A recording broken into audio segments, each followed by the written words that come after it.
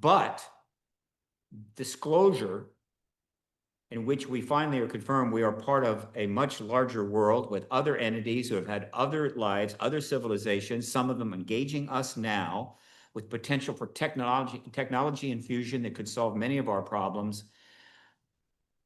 Disclosure, for that reason, is the most important event in human history. And I can think of other reasons for that. And above all, it is the only thing that I can even remotely think is going to get us out of this mess before we go down. In other words, before we return to the Stone Age, before the amount of human suffering on this planet reaches proportions that stagger the imagination of the worst pessimist.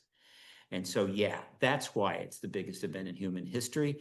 And it's even bigger because I can add that disclosure may be a necessary prelude to open contact. In other words, the Spielberg movie, right? Close Encounters of the Third Kind, the real deal. Maybe not with a ship landing, but open contact. And that opens up another a lane for us.